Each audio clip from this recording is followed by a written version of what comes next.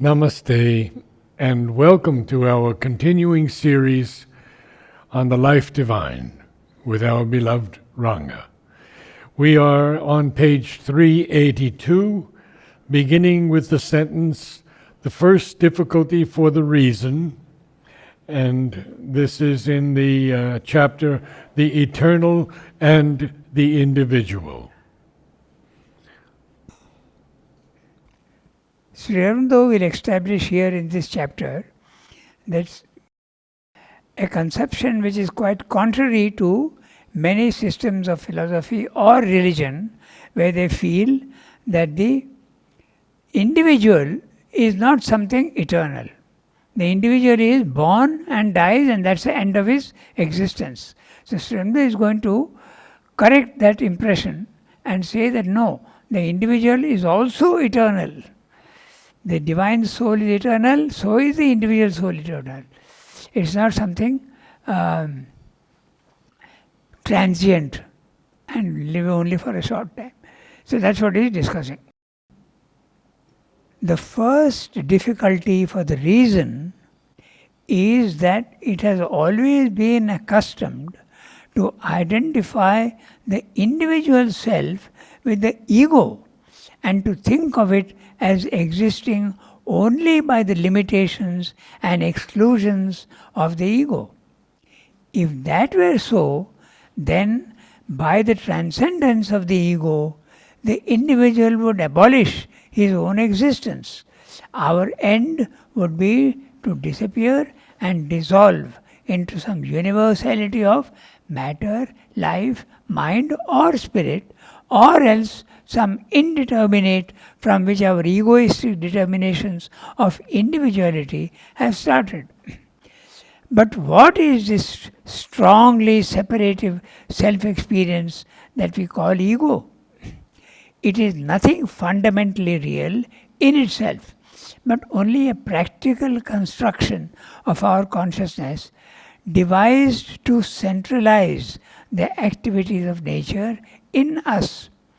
We perceive a formation of mental, physical, vital experience which distinguishes itself from the rest of being, and that is what we think of as ourselves in nature. This individualization of being in becoming. We then proceed to conceive of ourselves as something which has thus individualized itself and only exists so long as it is individualized, a temporary or at least a temporal becoming. Or else we conceive of ourselves as someone who supports or causes the individualization, an immortal being perhaps, but limited by its individuality. This perception and this conception constitute our ego sense. Normally, we go no farther in our knowledge of our individual existence. So, the identification with body, mind, life is due to the ego, and you feel yourself separate from everybody else. So, when this separate existence is over, the individual also is over, gone. That's the general idea. Okay, so now Sri Aurobindo has stated the problem. He will find the solution. He will give you. He doesn't, perhaps purposely, he doesn't mention a heaven or a paradise or anything. He has not mentioned heaven or paradise, but he has mentioned spirit. Yes. With perhaps. Yeah, So, yeah. Okay, so we'll have a look at that. The first difficulty for the reason is that it has always been accustomed to identify the individual self with the ego. So the individual self is the real being, which is actually immortal, which is experienced in spiritual experience. You can see that there is a reality to the individual, but that reality is not the body, mind, life and ego. It is not. Okay? So, to identify the individual self with the ego and to think of it as existing only by the limitations and exclusions of the ego. The ego limits itself only to the body-mind life, and it also excludes itself from everybody else. I am separate from everybody else. You are actually not separate. Because if you think again of the sea and the wave, you are a product, your body is a product of the sea of matter. So you are a wave of matter, your body. Your vital is a wave of the sea of prana, the vast world of energy and force. Your mind is a small formation, a wave of the sea of mentality, universal mentality. These are all worlds, and you are just a formation. But you think, the wave is thinking, I am separate from the sea. It is not. So that's what is stating. The image of the sea and the wave is very helpful. It's very good. If that were so, then by the transcendence of the ego, the individual would abolish his own existence. So, Sarabjit is saying, if that is so, when the wave disappears, that's the end of the sea also. In a sense, in a way of speaking. It's a joke, but when the individual goes, it feels that what is the essence of the wave? The water in the sea. And that is always permanent. But he says transcendence of the ego. Yeah, that means go beyond the ego. When you go beyond the ego. Okay. Okay.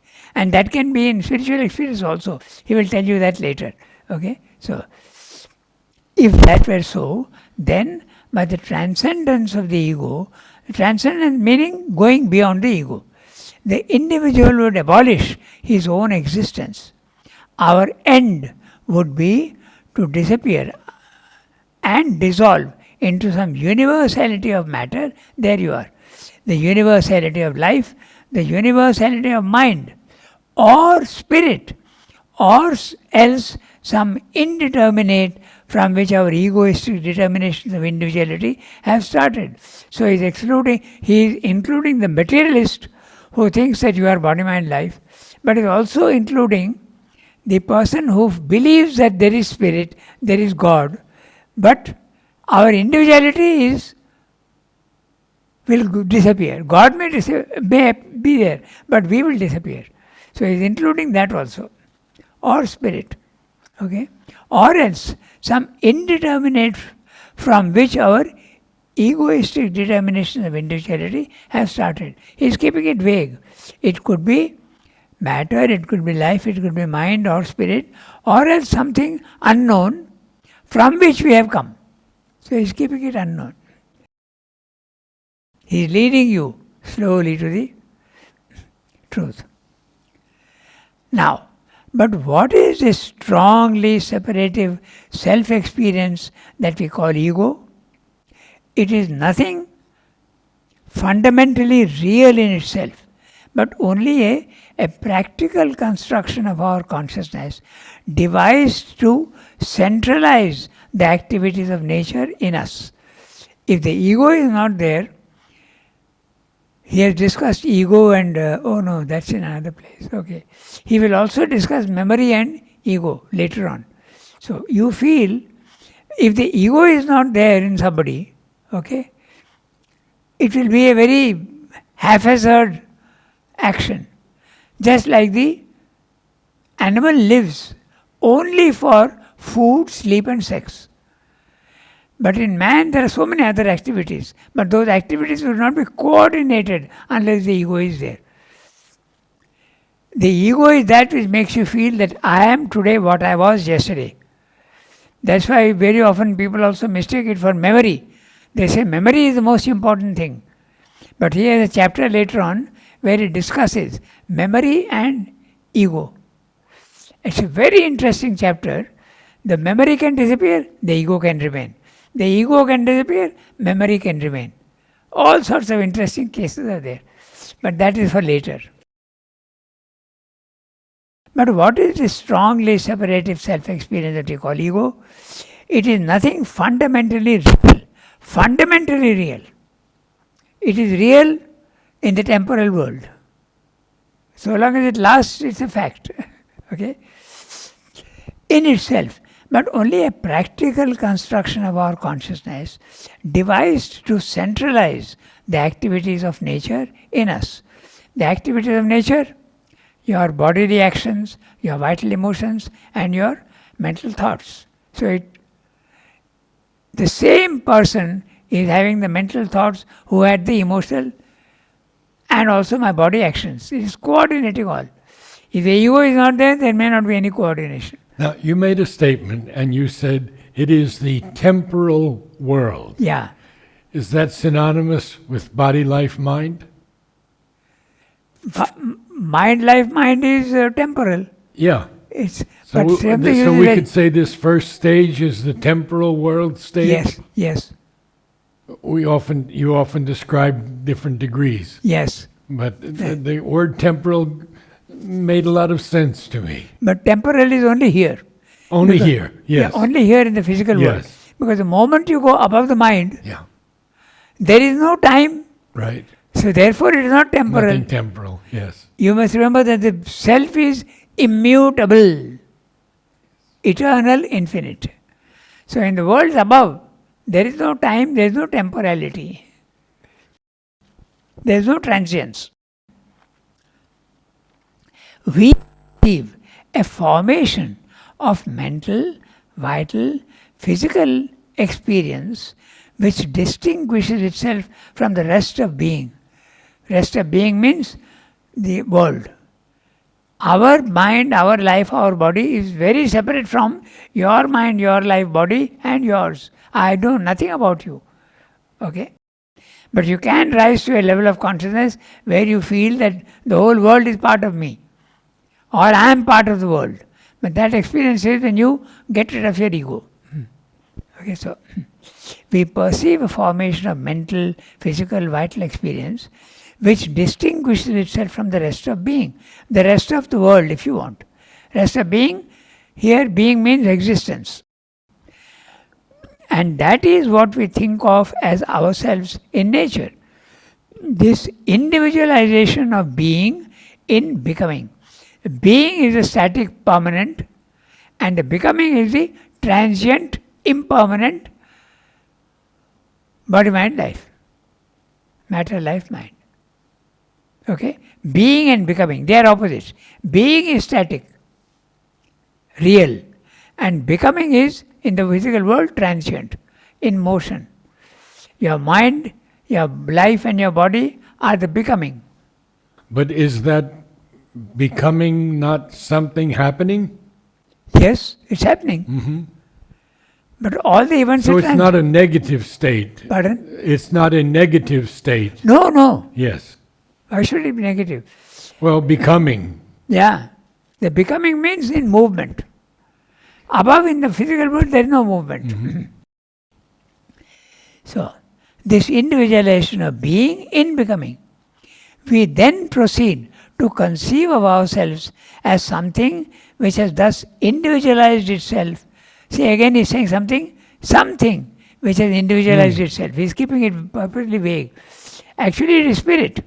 But he will say that later on because he doesn't want to prematurely put some ideas into your head. He's leading you. Okay? So, earlier he used the word some indeterminate from which our egoistic determinations come. Now he is using the word something which has thus individualized itself and only exists so long as it is individualized. A temporary or at least a temporal becoming. Now, he has used two words, temporary and temporal. Temporary means transient, a beginning and an end. But temporal means subject to time. Mm-hmm. So, even if there is a self which is real, in the physical world with the ego, it is temporal, subject to time and space here. So, it is very clear. A temporal becoming. Or else, we conceive of ourselves as someone who supports or causes the individualization an immortal being, perhaps, but limited by its individuality. Interesting. So now he is slowly introducing Yeah. the concept of something which is permanent. And he says, perhaps. Still. So, this perception and this conception constitute our ego sense. So, you don't need to be a materialist to think that my life will end with the end of my body. Even if you believe in God, even if you believe in spirit, even if you believe that there is an immortal being, my individuality will disappear with this. Okay. That's the general idea. Normally, we go no further in our knowledge of our individual existence. That's all we think. But the one who is a yogi knows that there is a true individual which is not subject to time and space, and it is permanent. That's the soul. It's a psychic being or the self. It can be both. Okay. So he is not yet insisting and pushing it down your throat. Okay. But in the end, we have to see that our individualization is only a superficial formation, a practical selection and limited conscious synthesis for the temporary utility of life in a particular body, or else it's a constantly changing and developing synthesis pursued through successive lives in successive bodies. Behind it, there is a consciousness, a Purusha, who is not determined or limited by his individualization or by this synthesis, but on the contrary, determines, supports, yet exceeds it. That which he selects from in order to construct this synthesis is his total experience of the world being. Therefore, our individualization exists by virtue of the world being, but also by virtue of a consciousness which uses the world being for experience of its possibilities of individuality.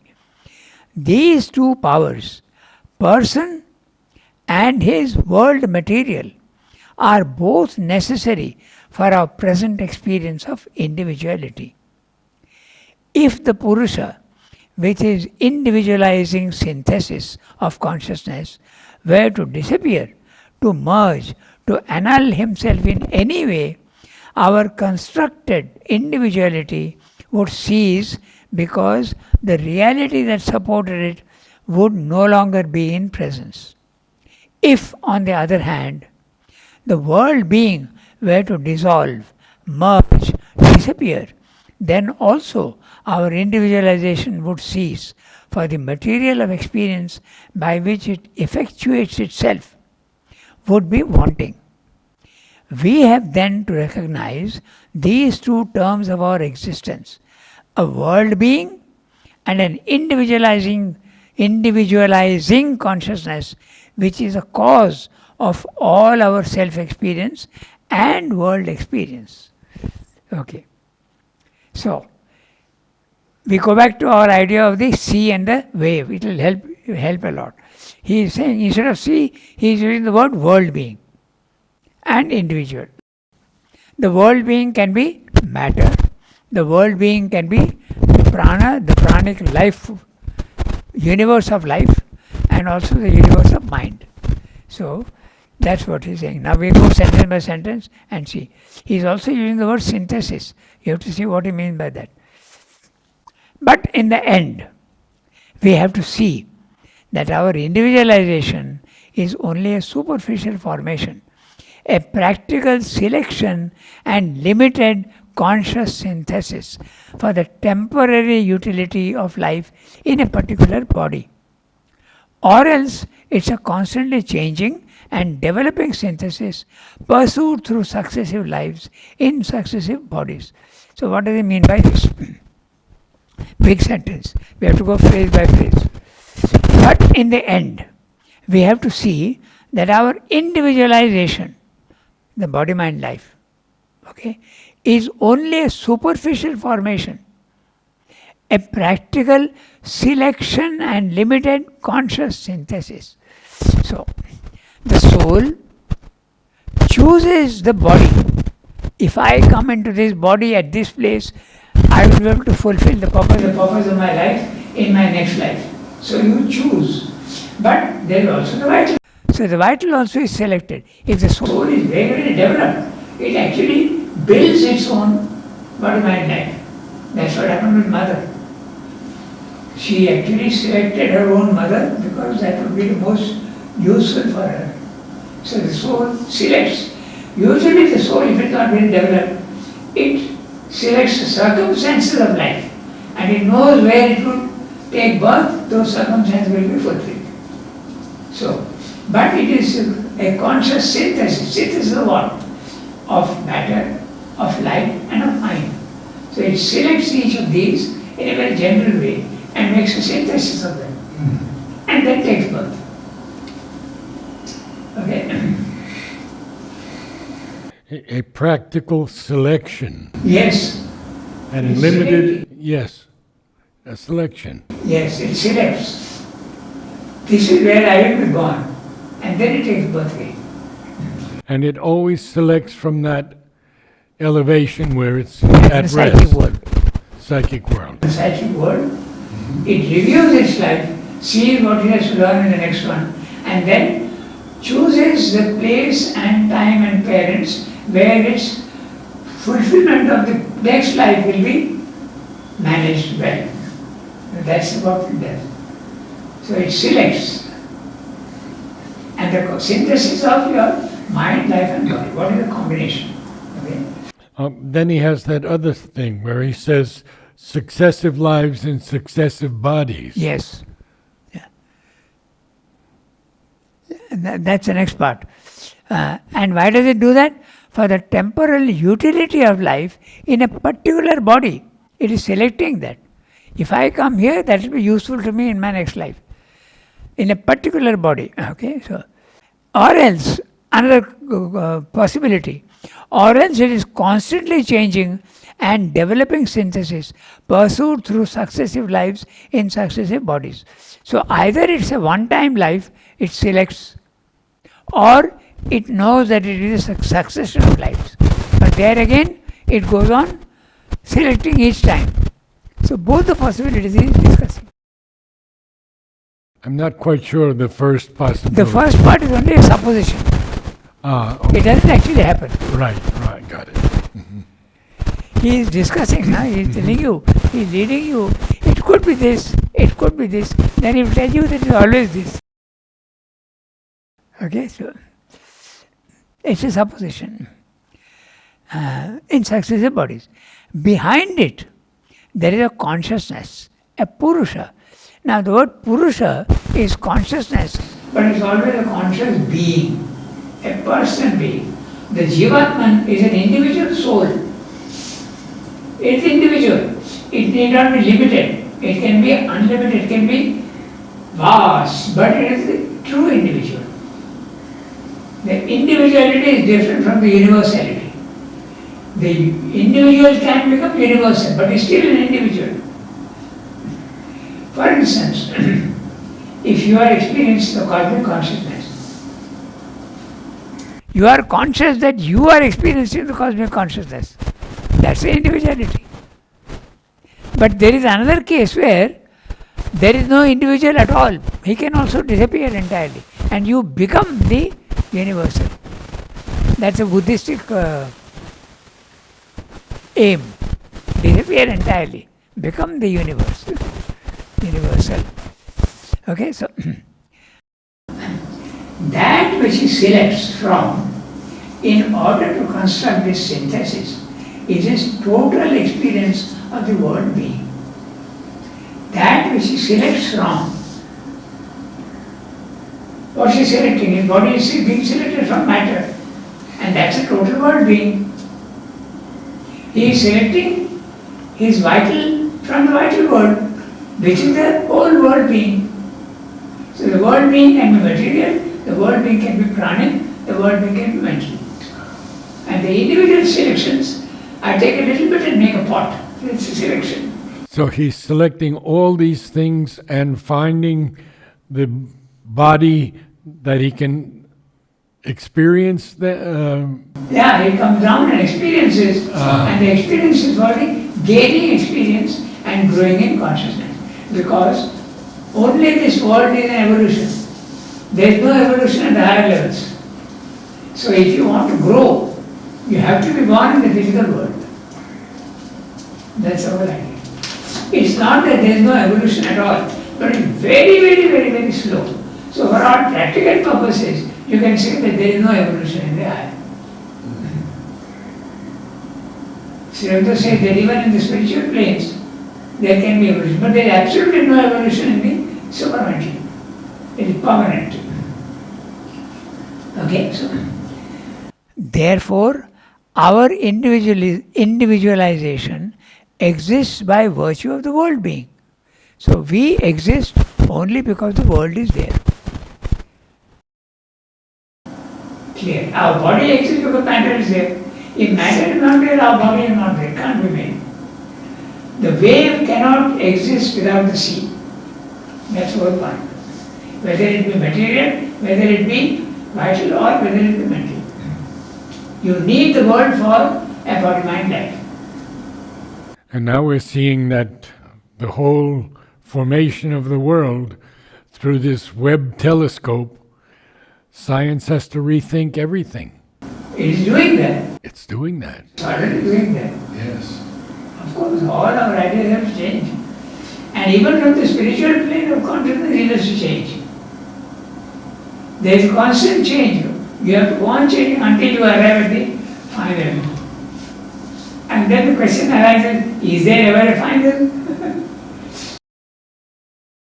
Mother says no. She says we'll always be evolving. Okay, so therefore our individualization exists by virtue of the world being, but also by virtue of a consciousness which uses the world being for experience of its possibilities of individuality. So there is a consciousness which uses matter, life, mind, universal matter to create a body for itself. And that's a selection, the process of selection. Okay? And why is it doing that? Because it needs experience for growth. And experience for growth can be only in the physical world. There is no growth in the higher worlds. So the experience of growth is actually evolution. Yes, that's right. And there's an evolution in the individual as well as the universe. And the evolution of the individual is always a little ahead of the evolution in the world. So the collective evolution is always lagging behind the individual. The individual evolution, yes, always. Always. So, these two powers, person with a P cap, okay? So normally when you use the word person, he means either the psychic being or the self, or both together. That also can happen. And his world material are both necessary for our present experience of individuality. If the Purusha, so this is clear, na? So you need a consciousness which is using the world to create a house for itself. And that house is the body-mind life. These two powers, person and the world material, are both necessary for our present experience of individuality. If the Purusha, with his individualizing synthesis of consciousness, were to disappear, to merge, to annul himself in any way, our constructed individuality would cease, because the reality that supported it would no longer be in presence. If the soul disappears, then who is going to individualize? Nobody. So there cannot be a body-mind life without the soul. That's what he's saying. On the other hand, the world being were to dissolve, if the world being were to dissolve, merge, disappear, then also our individualization would cease, for the material of existence by which it effectuates itself would be wanting. If there is no sea, there is no wave. That's what he's saying. That's easy to understand. We have then to recognize these two terms of our existence. We have to recognize these two terms of our existence, a world being and an individualizing consciousness, which is a cause of all our self-experience and world experience. In very short, there is a universe and there is the individual. But the individual has a body-mind life, but he also has a soul. And if the soul does not exist, no body-mind life can exist. If the world does not exist, there can be also no body-mind life. So this is what he's saying. And that is discussed in the Life Divine, the universe and the individual. There is a constant relation between the two. The individual cannot exist without the universe, and the universe also needs the individual for its own evolutionary purpose. He goes on stressing this. And we don't know this, but this is happening all the time. Even at our level, the change is happening from universe to individual at physical level, vital level, mental level. At the physical level, very easy to understand. I am eating food which is material every day, and I am rejecting also the waste. So I am interacting with the world constantly at the physical level. The same thing with the vital. Other people's emotions and others in the universe are entering into me. And I am also exporting my own anger, my own jealousy, my own love also. I am exporting. So there is a constant interaction between the universal and the individual at the vital level. Same with the mental level. In fact, in the synthesis, he has explained very clearly this process of the dependence of the universal mind and the individual mind. He says that we think that we are thinking. Actually, you are not thinking. Thoughts are coming from outside. But when they are coming from outside, it's a very interesting thing. He has discussed in detail. He says that a finished thought, a well-formed thought can enter your mind, and you think that that's my thought. Actually, it's not. It has come into your mind. Okay? But this thought that is entering into your mind can be only raw material. And it comes into you and you give it a form and a shape. Just like some country is importing steel and turning it into a car. Exactly in the same way. Okay? Very and interesting. Sometimes it's a semi-finished product. The idea is not fully developed, but it's a fairly well developed idea that comes into your head, and then you give it a finished form. Let's talk about this a little bit more, because if these thoughts come into the genius, Pardon? if they come into a genius Yes, consciousness, genius is nothing who is receiving consciously these thoughts. He is just receiving consciously his thoughts, and he has the capacity to finish the raw material. to formulate it. Yes. Yeah, I see. Take Einstein. Yeah. The intuition came from there, but he gave it a form. The theory of relativity. So he is giving it a finished form.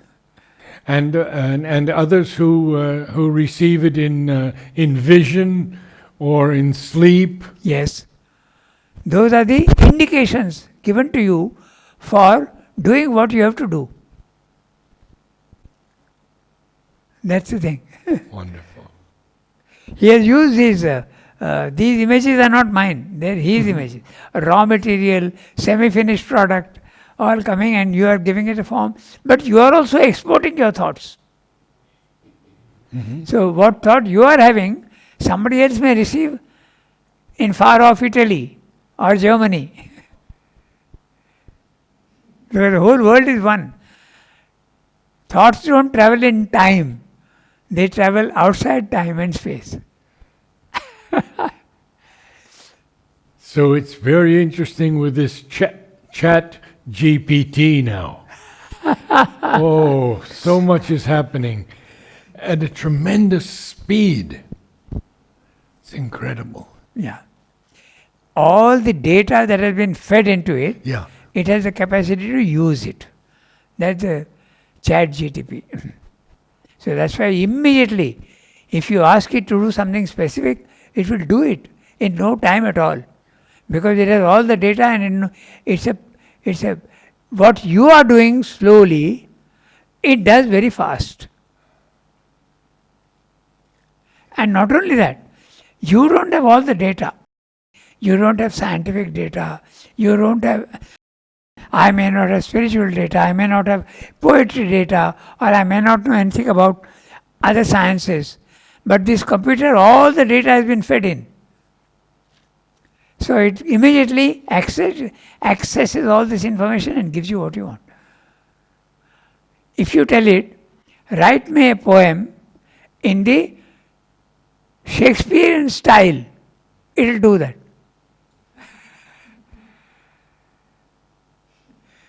But this is all only in the physical world, mechanical. But that's frightening. Yes. It's very frightening. Yes, it is. And people are wondering what to do about it. Because this is just a stage. It will go much more eventually. That's right. Namaste all.